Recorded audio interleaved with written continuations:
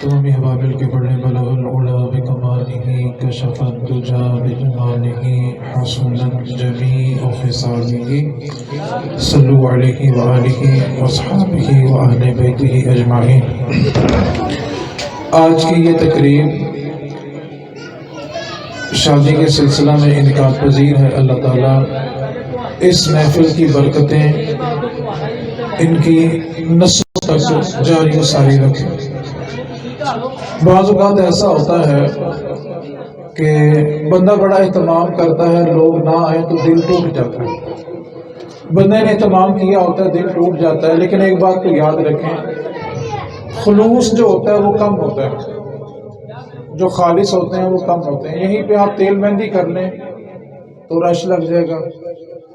تو بعض اوقات میزبان پریشان ہوتا ہے، کبھی بھی اپنا دل چھوٹا نہیں کرنا چاہیے۔ دو باتیں میں نے آپ سے گوش گزار کرنی ہے، تھوڑی سی آپ کی توجہ چاہوں گا۔ پہلی بات یہ ہے کہ ہم اس کی ڈبلنگ بند کر دیں۔ جب اپنے گھر سے بیٹی کو رخصت کرتے ہیں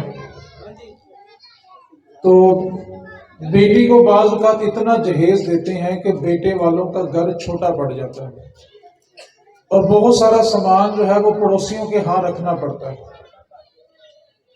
اور اتنا سامان ہوتا ہے کہ بیٹے والوں کا گھر چھوٹا پڑے تو پڑوسیوں کے ہاں رکھنا پڑتا ہے۔ جب گھر سے بیٹی کو رخصت کرتے ہیں تو اس کے سر کے اوپر نا قرآن کا سایہ کرتے ہیں، اور قرآن کے سائے سے بیٹی کو رخصت کرتے ہیں۔ آپ کسی بھی عقل مند انسان سے پوچھیں کہ تم نے قرآن کے سائے میں بیٹی کو رخصت کیوں کیا، تو ایک ہی جواب ملتا، دیکھیں جی، قرآن کی برکت ہوگی تو زندگی میں سکون ہوگا، قرآن کی برکت ہوگی تو بیٹی اپنے گھر میں سکون سے رہے گی۔ آپ تھوڑی توجہ فرمائیں کہ قرآن اگر سر کے اوپر ہو تو اس کی اتنی برکتیں ہیں، وہ قرآن سینے کے اندر ہو تو کتنی برکتیں ہوں گی۔ ہم نسلوں کو صرف سایہ دے رہے ہیں، تعلیم نہیں دے رہے۔ بیٹیوں کو سمجھاتے ہیں کہ تم نے سسرال میں جا کے یوں رہنا ہے، اس کو ایسے ڈیل کرنا ہے، اس کو ایسے ڈیل کرنا ہے۔ ہم نے کبھی بیٹوں کو کیوں نہیں سمجھایا کہ جو کسی کی بیٹی آ رہی ہے تم نے اس کے ساتھ بھی نرم مزاج رہنا ہے۔ آج ہمارے لیے المیہ یہ ہے کہ ہم نے جتنا زور بیٹیوں کی تربیت پہ دیا اتنا بیٹوں کی تربیت پہ بھی دیں۔ آپ ایک فیصلہ کریں، آپ کسی جواریے کو بیٹی یا بہن کا رشتہ دیں گے؟ کسی کے اندر کوئی عیب ہو تو ہم اس کو رشتہ دیتے ہیں؟ تو بیٹے کو بھی کہو، یار جب تو اپنی بہن کا رشتہ ایسے گھر میں برداشت نہیں کرے گا تو سوچ جو تیرے گھر میں آ رہی ہے تیرے اندر ایسا عیب نہ ہو کہ اس کی بیٹی کو بھی دکھ ہو۔ دو باتیں میں نے آپ سے کرنی ہے مختصر۔ پہلی بات، ہم جب بیٹیوں کی شادی کرتے ہیں یا بیٹوں کی شادی کرتے ہیں تو ہم اس کے اوپر نا لاکھوں روپیہ خرچ کرتے ہیں۔ ایک بات آپ سے گوش گزار کرنے لگا ہوں، توجہ آپ کی چاہیے۔ بیٹیوں کو جہیز دیں یا نہ دیں، لیکن بیٹیوں کو وراثت ضرور دیں۔ ہم سمجھتے ہیں کہ ہم نے جہیز دے دیا، شادی کر دی تو ہم بری ذمہ ہو گئے ہیں۔ جہیز دینا تو آپ پہ فرض ہی نہیں تھا، آپ نے دیا تو اپنی خوشی سے دیا۔ اچھا، شادی کے موقع پہ 10 لاکھ 15 لاکھ کا خرچہ کر دیا، اور جب وہی بیٹی اپنا حصہ لینے کے لیے آئے اور وہ حصہ جو اس کے رب نے دیا ہے تو ہم کیا کہتے ہیں؟ ویخ انہوں وراثت ہی پئی ہوئی ہے۔ آپ توجہ فرمائیں، نماز، روزہ، حج، زکوٰۃ، جتنی بھی عبادات ہیں نا ان کے تفصیلی مسائل قرآن میں ذکر نہیں ہے۔ صرف حکم ہے کہ نماز پڑھو، کیسے پڑھنی ہے، کب پڑھنی ہے، کتنی پڑھنی ہے، یہ حدیث بتاتی ہے۔ روزہ رکھو، کب رکھنا ہے، کب کھولنا ہے، کن سے ٹوٹے گا، کس چیز سے نہیں ٹوٹے گا، حدیث بتاتی ہے۔ حج کرنا ہے، کتنی دیر کہاں ٹھہرنا ہے، کب ٹھہرنا ہے، کون سی نماز پڑھنی ہے، کہاں پڑھنی ہے، حدیث بتاتی ہے۔ لیکن ایک وراثت ایسا مسئلہ ہے جس کے حصے خود اللہ نے قرآن میں تقسیم کر کے بتائے۔ یہ اتنا اہم مسئلہ ہے۔ ہم سمجھتے ہیں کہ ہم نے جہیز دے دیا تو فرض ادا کر دیا۔ میں آپ کو ایک مشورہ دیتا ہوں کہ جب آپ بیٹیوں کے لیے جہیز بناتے ہیں نا 10-12 لاکھ تو آپ خرچ ہی کر دیتے ہیں، تو آپ مہربانی فرمایا کریں وہ ان کو وراثت دیا کریں۔ کہ بھائی بیٹی یہ تیری وراثت ہے، اس میں سے جو تیرا جی چاہتا ہے تو وہ بنا لے۔ اس کا فائدہ کیا ہوگا؟ جب آپ دنیا سے چلے جائیں گے تو آپ کے پیچھے آپ کی اولاد ایک دوسرے کا گریبان وراثت کے لیے نہیں پکڑے گی۔ ہم یہ ظلم، حالانکہ شرعی مسئلہ یہ کہ وراثت ہمیشہ مرنے کے بعد تقسیم ہوتی ہے، لیکن آپ صرف اپنی زندگی گزارنے کے لیے اپنے پاس جو آپ کی جمع پونجی ہے وہ رکھیں، باقی آپ بچوں میں تقسیم کر دیں۔ اب دو باتیں میں نے کرنی تھی، ایک میں نے کر لیا اور آخری بات، اس کے بعد دعا کی طرف جا رہا ہوں۔ ایک بات کو یاد رکھیں، ہم سمجھتے ہیں کہ ہماری نسلوں کی تربیت خراب ہو گئی۔ بچے جب بے باک ہوتے ہیں تو اس کی دو وجوہات ہوتی ہیں۔ پہلی وجہ میاں بیوی کا آپس کا جھگڑا ہوتا ہے، جب وہ آپس میں گالم گلوچ کرتے ہیں تو اس سے بچوں کی تربیت بگڑتی ہے۔ اور دوسری وجہ یہ ہوتی ہے کہ جب ہم رشتہ داروں کی برائیاں اپنے بچوں کے سامنے کرتے ہیں پھر بچوں کی تربیت خراب ہوتی ہے۔ آپ اپنے بہن بھائیوں کو برا بھلا اپنے بچوں کے سامنے کہیں، اور جب بچے ان کو برا بھلا کہنے لگیں تو آپ کہیں کہ ہمارا بھائیوں کا مسئلہ تم کیوں بولتے ہو؟ تو پہلے بچوں کے سامنے نہیں بولنا تھا، تمہارا بھائیوں کا مسئلہ تھا نا، تو اکیلے بیٹھ کے بات کرتے۔ پہلے خاندان میں سب بہن بھائیوں کو اچھی طرح ذلیل کر دینا ہے، بچوں کے اندر زہر بھر دینا ہے، اور جب بچے اکتا جاتے ہیں تو پھر کہتے ہیں تمہارا تو مسئلہ ہی نہیں ہے۔ ابھی یہ پرسوں کا مسئلہ ہے کہ ایک جگہ ایک بابا جی کا انتقال ہو گیا، سگے بیٹے چوک میں میت رکھ کے ایک دوسرے کو جوتیوں کے ساتھ مار رہے ہیں۔ باپ کی میت سامنے پڑی ہوئی ہے، بالکل سامنے پڑی ہوئی ہے۔ جا کے ان کو چھڑایا، پوچھا بھائی ہوا کیا ہے؟ تو کہتا جی پیو جان لگیا کہہ کے گیا سی کہ انہوں میرا منہ نہ ویکھن دینا، تو میں تو انہوں منہ نہیں ویکھن دینا۔ آپ کی ایسی وصیتیں نسلوں کا بیڑا گرک کر دیتی ہیں۔ ہم سمجھتے ہیں بھی ہم اپنے بچوں کو بتا کے جا رہے ہیں تمہارے بڑے کیسے تھے۔ ایک بات کو یاد رکھیں، یہ صرف سانس رکنے کی دیر ہے، پتہ چل جائے گا کہ کون حق پہ تھا کون غلط تھا۔ میں کہتا ہوں جس دن آنکھیں بند ہوتی ہیں نا حقیقت میں کھلتی اس دن ہے۔ آخری بات میں گفتگو مکمل کر کے دعا کی طرف جا رہا ہوں۔ آپ چاہتے ہیں نا کہ میاں بیوی میں سکون رہے، اتفاق رہے، محبت رہے، دو حدیثیں یاد کر لیں۔ اللہ نے کرم کیا تو کبھی جھگڑا نہیں ہوگا۔ پہلی حدیث پاک، رسول کریم صلی اللہ علیہ وسلم نے ارشاد فرمایا، بیوی مرد کے جسم کے اوپر زخم ہو، اس سے پیپ بہے، خون بہے، اور عورت اگر اپنے ہونٹ رکھ کے چوس بھی لے تو وہ اپنے شوہر کا حق ادا نہیں کر سکتی۔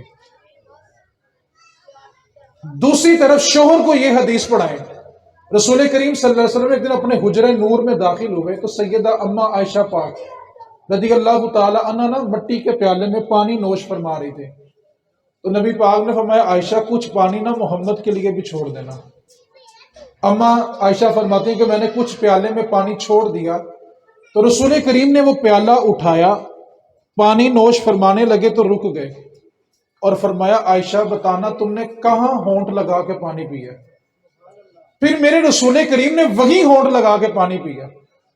آپ تھوڑا فیصلہ تو کریں کہ جب میاں اور بیوی کو یہ حدیث یاد ہو، آج مسئلہ بھلا کیا، شوہر روتا ہے کہ بیوی کو میرے حقوق کا نہیں پتا، بیوی روتی ہے شوہر کو نہیں پتا، شوہر رہتا ہے بیوی کو نہیں پتا، اولاد روتی ہے ماں باپ کو حقوق نہیں پتا، ماں باپ روتے ہیں اولاد کو ہمارے حقوق کا نہیں پتا۔ ایک جملہ بولنے لگا ہوں، آپ خود سمجھدار ہیں، بتائیں سب کے حقوق کس نے بیان کیے ہیں؟ بتائیں نا، رسول کریم نے بیان کیے ہیں نا، کہ بیوی کے یہ حقوق ہیں، شوہر کے یہ حقوق ہیں، اولاد کے یہ حقوق ہیں، ماں باپ کے یہ حقوق ہیں، دین نے بیان کیے ہیں نا۔ تو جب نسلوں کو دین پڑھایا نہیں تو حقوق مانگتے کیوں ہو؟ بھائی جب کسی کو ادب سکھایا جائے تو پھر اس کو بے ادب کہا جا سکتا ہے۔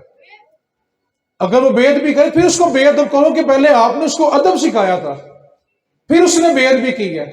آپ پہلے ان کو حقوق بتائیں کہ دین کہتا کیا ہے، نسلوں کو حقوق بتائے نہیں۔ آج ہر گھر میں ماں باپ رو رہے ہیں جی اولاد نافرمان ہو گئی ہے۔ آپ نے ان کو فرما برداری پڑھائی تھی؟ دین پڑھایا تھا کہ دین ماں باپ کے بارے میں کیا کہتا ہے؟ آؤ دین سنو، دین کیا کہتا ہے۔ سیدہ کائنات مخدومہ کائنات سیدہ طیبہ طاہرہ سلام اللہ علیہا، آپ کے بڑے بیٹے امام حسن رضی اللہ تعالی عنہ ساری زندگی اپنی والدہ کے ساتھ بیٹھ کے کھانا نہیں کھایا۔ ایک دن سیدہ پاک نے پوچھا، بیٹا حسن، ہماری حسرت ہے کہ آپ ہمارے ساتھ بیٹھ کے کھانا کھاؤ، لیکن آپ میرے ساتھ بیٹھ کے کھانا نہیں کھاتے، اس کی وجہ کیا ہے؟ تو عرض کرنے لگے، اماں جی میں آپ کے ساتھ بیٹھ کے کھانا اس لیے نہیں کھاتا، ایسا نہ ہو کہ روٹی کے کسی حصے پہ آپ کی نظر ہو اور حسن نے اگر وہ لقمہ توڑا تو کہیں ماں کی بید بھی نہ ہو جائے۔ یار پہلے دین پڑھاؤ، پھر اولاد کو کہو کہ ماں باپ یہ ہوتے ہیں۔ ہم صرف کہتے رہے کہ ماں باپ کے سامنے اف نہیں کرنا، اف نہیں کرنا۔ بچے کو بتاؤ بیٹا اف ہوتا کیا ہے۔ امام فخر الدین رازی نے بھلا کیا لکھا حضرت کہ ماں باپ اتنے بوڑھے ہو جائیں کہ وہ بولو براز پخانہ وغیرہ بھی بستر پہ کر دیں، اتنے بوڑھے ہو جائیں، اتنا بڑھاپا آ جائے، تو آپ فرماتے ہیں کہ اگر اولاد نے اپنے ناک کے آگے کپڑا رکھا اور کپڑا رکھ کے اس کی صفائی کی، ماں یا باپ کے دل سے یہ خیال بھی گزر گیا نا کہ میرے بیٹے کو اس بدبو سے تکلیف ہوئی ہے، تو یہ بھی لفظ اف میں شامل ہے۔ پہلے دین پڑھاؤ تو صحیح نا یار، پھر کہو کہ ہمیں ہمارے حقوق نہیں ملے۔ دین کی ہوا نہیں لگنے دی بچوں کو، دین کی ہوا نہیں لگنے دی بیوی کو، دین کی ہوا نہیں لگی شوہر کو، اور پھر حقوق مانگتے کیوں ہیں؟ کامن سینس کی بات ہے، سوچنے کی بات ہے یار۔ میں کہتا ہوں جی مجھے میرا حق ملے، تو پہلے میں بتاؤں تو صحیح میرا حق بیان کس نے کیا ہے؟ تو جانا پڑے گا نا کملی والے کے پاس، پہلے میں جا کے پڑھوں میرا حق کیا ہے، پھر میں اپنا حق کسی سے مانگوں۔ جب تک میں نے پڑھا ہی نہیں ہے تو پھر میں کسی سے ڈرتا کیوں، مطالبہ کیوں کرتا ہوں، اس کے بارے بدگمان کیوں ہوتا ہوں؟ اس لیے اگر شوہر چاہتا ہے کہ مجھے میرے حقوق ملے، آج تو انٹرنیٹ کا زمانہ ہے، چھوٹے چھوٹے رسالے مل جاتے ہیں، بیوی کو لا کے دو اور بیوی شوہر کو رسالہ دے کے دونوں پڑھے کہ ہمارے حقوق دین ہیں کیا، پھر دیکھیں گھر جنت بنتا ہے کہ نہیں بنتا۔ دین کے بغیر کبھی گھر میں سکون نہیں ہوگا۔ آخری جملہ، آج ہماری زندگیاں بے سکون بھلا کیوں ہیں؟ کمائیوں میں برکت نہیں ہے، گھر میں چین نہیں ہے۔ اس کی ایک وجہ ہے کہ ہماری کمائیوں میں ہمارے ماں باپ کا حصہ نہیں رہا۔ پرانے وقتوں میں جب بادشاہ کو نذرانہ دیا جاتا تھا تو یوں کشکول بنا کے نذرانہ رکھ کے بادشاہ کے آگے کشکول سر جھکا کے پیش ہوتے تھے، اور بادشاہ اوپر سے ہاتھ لگاتا تھا یا اس کو اٹھا لیتا تھا تو تصور ہوتا تھا کہ نذرانہ قبول ہو گیا۔ آج کے دور میں اس کی مثال سمجھ بڑی آسان ہے، مولوی تے پیر ہتھوں ہاتھ ٹرانسفر ہو گئے، پتہ نہیں کتنے گئے ہیں۔ ادب سے جھک کے گوڈوں کو ہاتھ لگا کے دینداروں کو دیتے ہیں، دینے بھی چاہیے، لیکن بادشاہوں کو نذرانے جھک کر کشکول میں دیے جائیں، دینداروں کو نذرانے جھک کر ہاتھوں ہاتھ گھٹنوں کو ہاتھ لگا کے دیے جائیں، اور جب تو ماں باپ کو خرچ دے تو تیرا ہاتھ اوپر اور ماں یا باپ کا ہاتھ مانگنے والا نیچے ہو۔ آج ہماری گھر کی کمائی میں بے برکتی آئی اس لیے ہے کہ ہماری کمائیوں سے ماں باپ کا حصہ ختم ہو گیا۔ تو ایک بار ماں کے آگے کچکول تو کر کے دیکھ، باپ کے آگے کچکول تو کر، پھر دیکھ تیری بیوی تیرے بچے تیرے فرما بردار ہوتے ہیں کہ نہیں ہوتے۔ خود تو اپنے ماں باپ کا فرما بردار نہیں ہے اور گھر میں جھگڑا یہ ہے کہ بیوی میری بات نہیں مانتی۔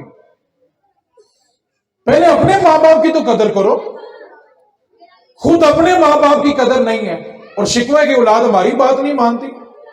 اس واسطے گفتگو کا خلاصہ اتنا ہے کہ بیٹی کو قرآن کے سائے میں رخصت کرنے کا مقصد ایک ہی ہوتا ہے کہ قرآن کی برکت ہوگی تو بڑا سکون ہوگا۔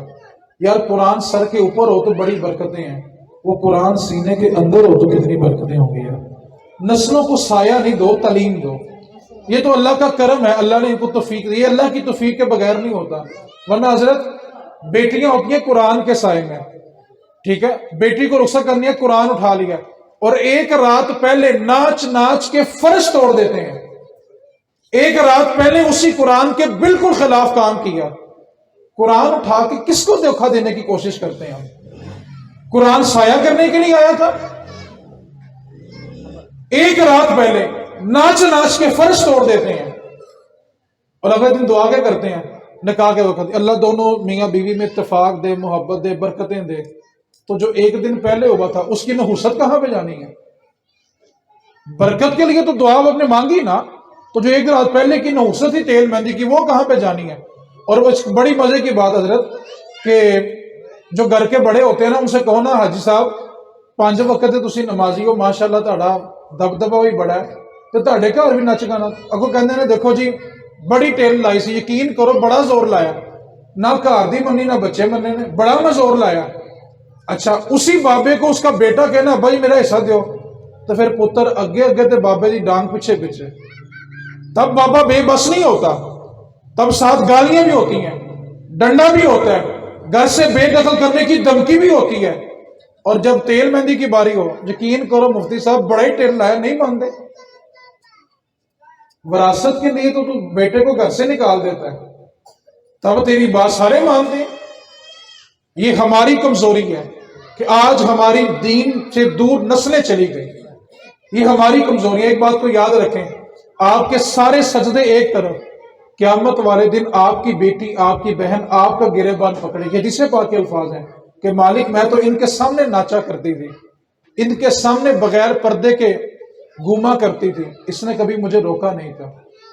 اور اگر آپ نے اتنی باتیں برداشت کی ہیں تو ایک بات اور سن لیں، ہم جتنے مرضی تقوی کے پکے ہوں، شادی حال میں ہم بیٹھے ہوں، ہمارے سامنے سے ایک خاتون غیر مناسب لباس سے گزرے، جس کا لباس غیر مناسب ہو، بتاؤ شیطان تنگ کرتا ہے کہ نہیں کرتا؟ بولو یار، پتا میں سارے اندر بولو تو صحیح یار، شیطان تنگ کرتا ہے کہ نہیں کرتا؟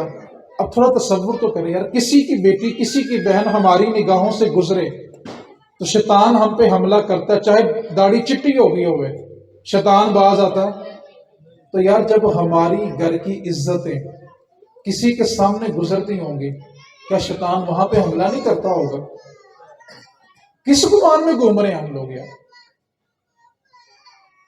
اس واسطے اگر چاہتے ہیں کہ بیوی کو اور شوہر کو اس کے حقوق ملے تو طریقہ صرف ایک ہے، وہ نبی پاک کا دین ہے۔ دین پڑھ لے، سب کو ان کے حق مل جائیں گے۔ اللہ کریم کی بارگاہ میں دعا کریں اللہ نہ ہمیں عمل کی توفیق دے دے۔ اب جس کے جی میں آئے وہ حاصل روشنی کرے، اب جس کے جی میں آئے وہ حاصل روشنی کرے۔ ہم نے تو دل جلا کر سر عام کر دیا، وما علینا الا